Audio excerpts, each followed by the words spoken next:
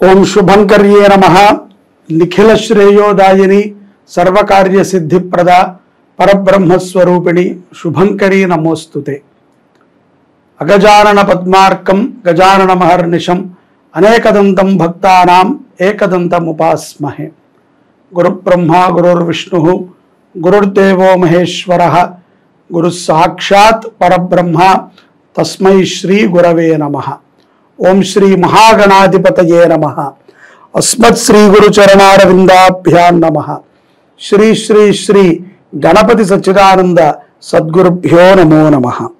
మీన రాశి వారికి సెప్టెంబర్ మాసంలో గల గోచార ఫలితాలను తెలియజేస్తున్నాము, శ్రద్ధగా ఆలకించండి.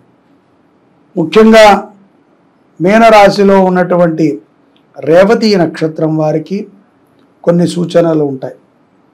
రేవతి నక్షత్రము 1, 2, 3, 4 పాదాల వారు మీరు మీ గురించి కంటే కూడా కుటుంబం గురించో, మీ యొక్క ఆడపిల్ల గురించో, లేకపోతే భర్త గురించో ఎక్కువ తాపత్రయాన్ని పొందుతూ ఉంటారు.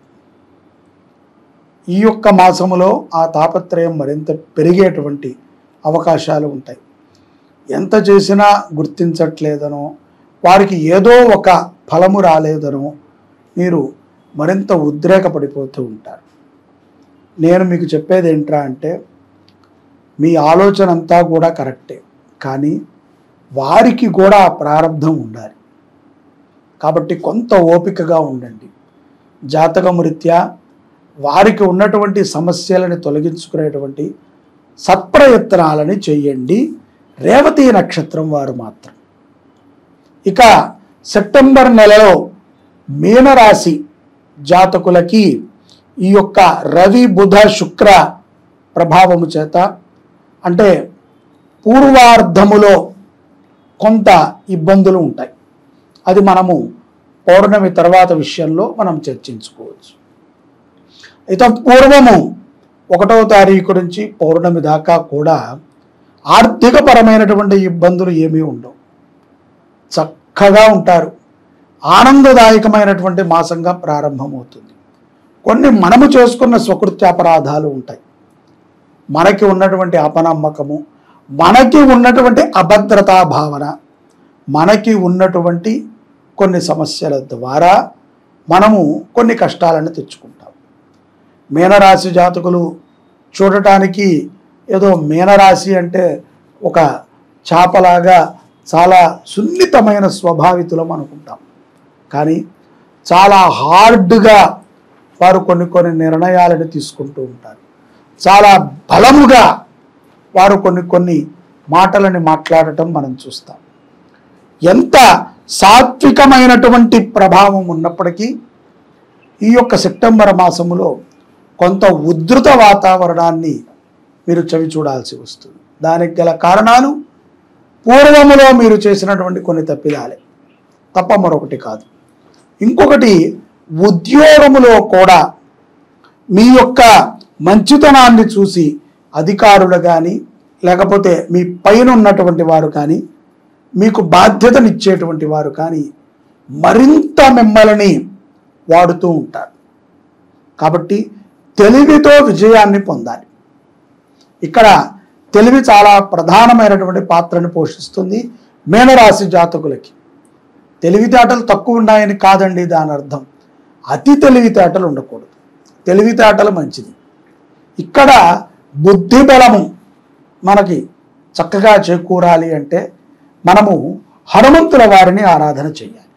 అలాగే ఒడిదుడుకులు అనేటువంటి సర్వసాధారణం మనందరికీ తెలుసు. అదేమి పెద్ద విషయం కాదు. కానీ అనవసరమైనటువంటి వాటి మీదకి మన మనసు వెళుతూ ఉంటుంది. వాటి మీద చర్చ చేస్తూ ఉంటాం. అవసరమైన ఉండవు. ఆఫీస్ 5ంటికి అయిపోతుంది, ఇంటికి మనం 6:30కి వెళ్ళొచ్చు కదా, వెళ్ళాం.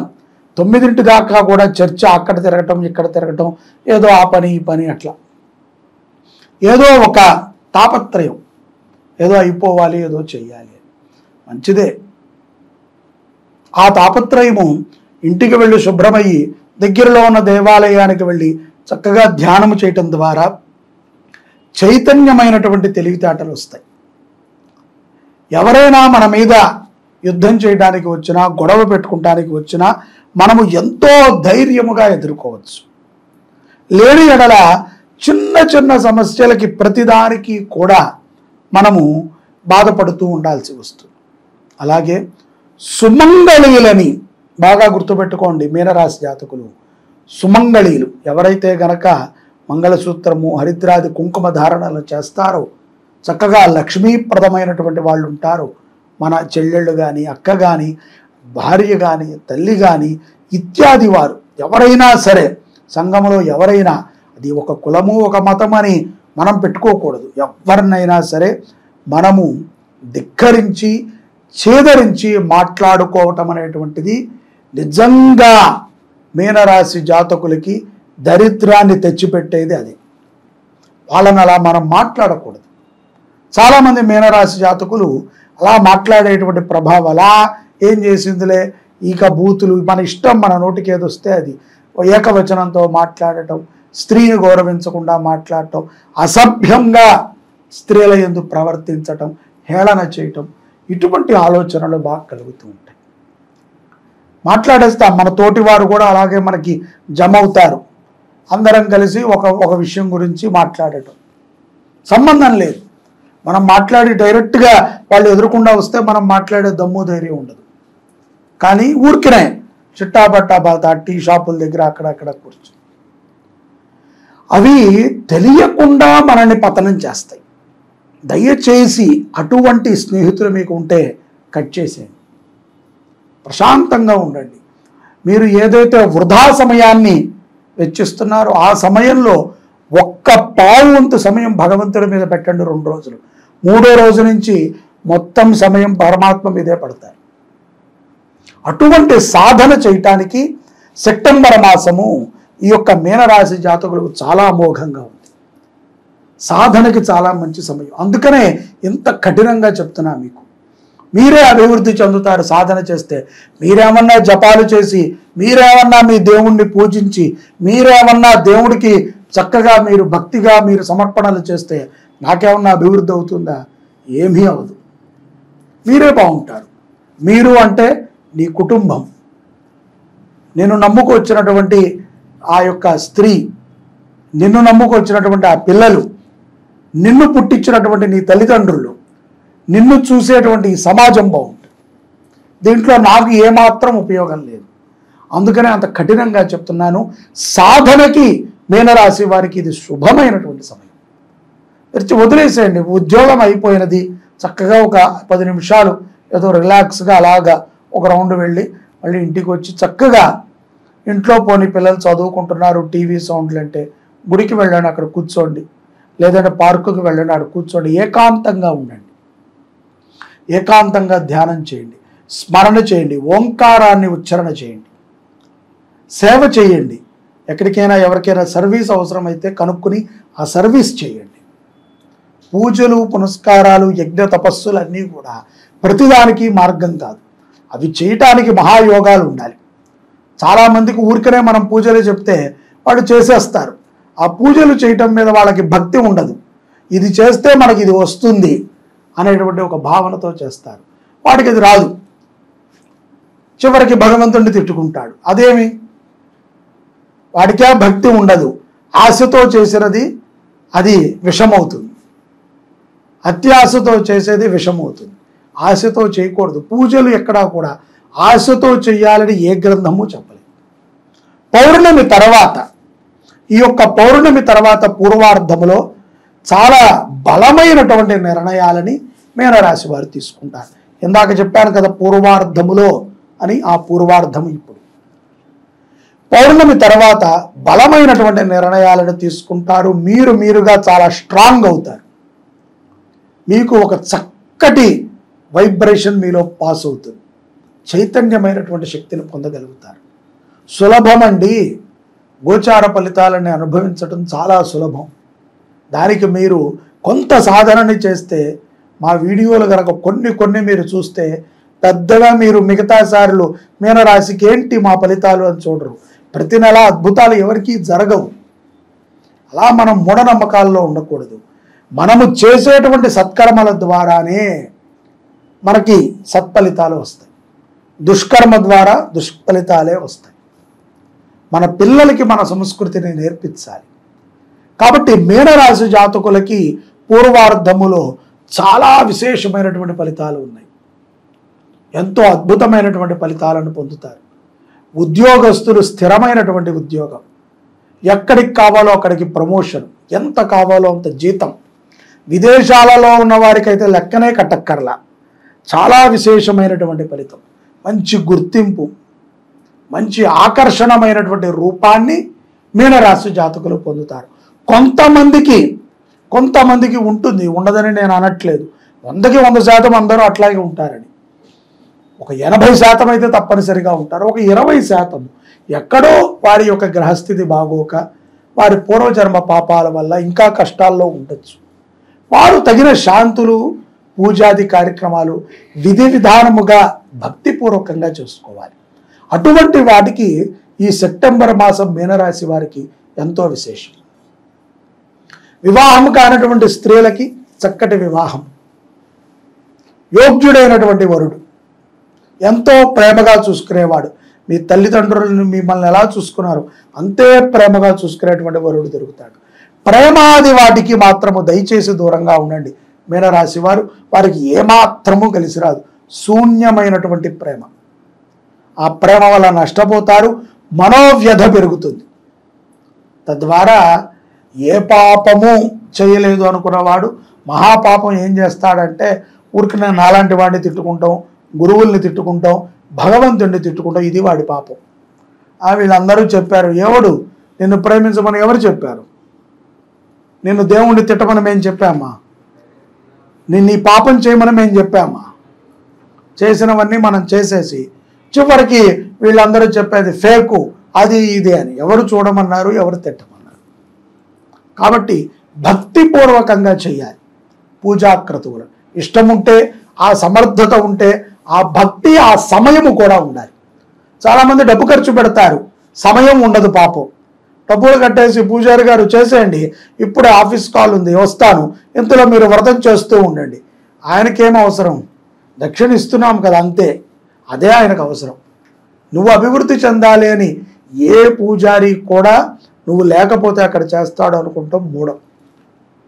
ఆ పూజారికి కూడా భక్తి ఉండదు.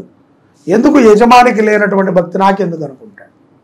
యజమాని కూర్చోవాలి, సమయం పెట్టాలి.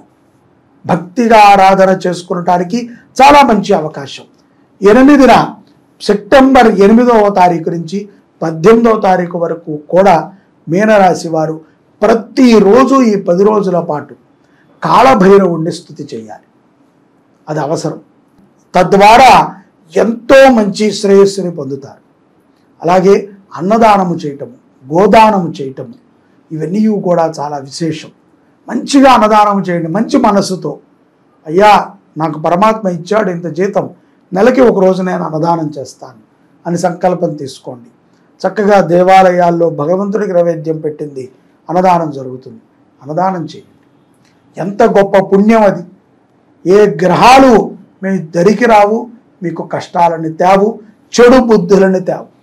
రాసి పెట్టుకోండి. తద్వారా నవగ్రహముల యొక్క అనుగ్రహాన్ని మనం పొందుతాము, సుఖ సంతోషాలతో ఉంటాము. సకల కార్యాలని కూడా దిగ్విజయముగా పూర్తి చేయాలి అంటే గణపతి అనుగ్రహం ఉండాలి.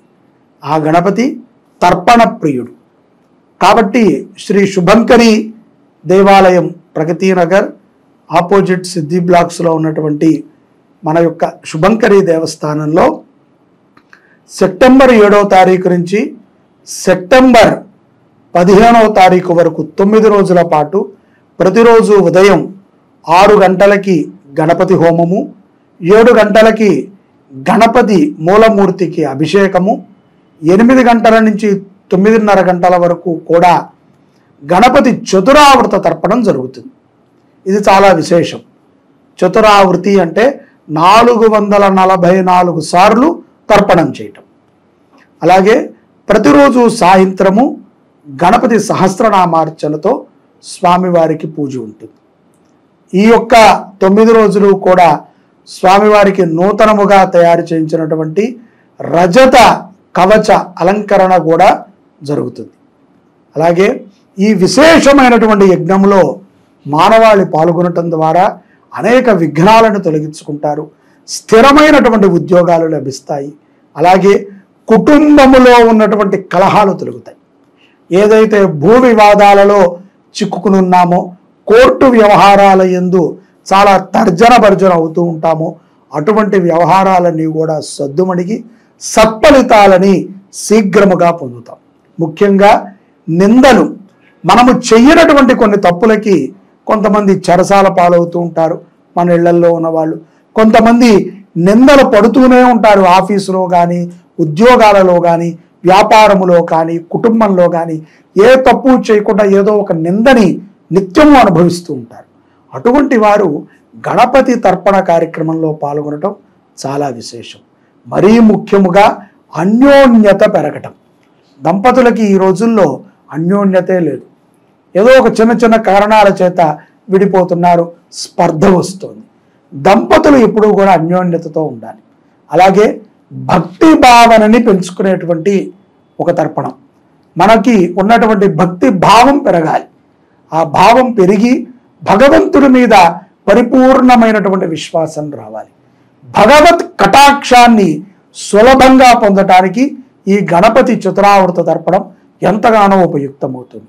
అటువంటి దివ్యమైనటువంటి క్రతువు మన దేవాలయంలో ఈ యొక్క సెప్టెంబర్ 7 నుంచి 15వ తారీఖు వరకు 9 రోజుల పాటు 8 గంటల నుంచి 9:30 గంటల వరకు జరుగుతుంది.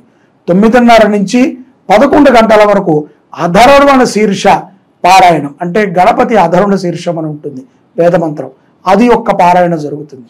సాయంకాలం సహస్రనామార్చన. సంపూర్ణముగా 9 రోజులు మీ గోత్రనామాలతో మీరు పాల్గొవాలి అనుకుంటే 5,116 చెల్లించాలి. లేదు ఒకరోజు మేము ఈ సేవ చేసుకుంటామండి అంటే 5,116 పంపించి స్పష్టంగా మీ గోత్రనామాలని మాకు వాట్సాప్లో పంపించవచ్చు. తక్షణమే మీ కార్యక్రమం జరుగుతుంది. అందులో ఎటువంటి సందేహం లేదు. ప్రత్యక్షంగా మీరు పాల్గొంటే సాంప్రదాయ వస్త్రాలతో రావాల్సి వస్తుంది. సమయానికి అనుగుణంగా మీరు దేవాలయానికి చేరుకుంటే కార్యక్రమాన్ని ముగించుకుని చక్కగా భోజనాది కార్యక్రమాలు చేసుకుని వెళ్ళొచ్చు. మన దేవాలయంలో నిత్యము అన్నదానం ఉంది కాబట్టి ఈ 10 రోజులలో ఏదో ఒక రోజు అన్నదానానికి సహకరించండి, అభిషేక ద్రవ్యాలకు సహకరించండి, అలంకారానికి సహకరించండి, హోమద్రవ్యాలకు సహకరించండి, లేదు మీకు తోచిన విధంగా గోగ్రాసానికి సహకరించండి, దేవాలయ అభివృద్ధికి సహకరించండి. సనాతన ధర్మము అంటే మన దేవాలయాలని మనం కాపాడుకుంటూ ధర్మ మార్గంలో వెళ్ళటమే. ఇదే సనాతన ధర్మం. జై శుభంకరి. సర్వే జనాః సుఖినో భవంతు.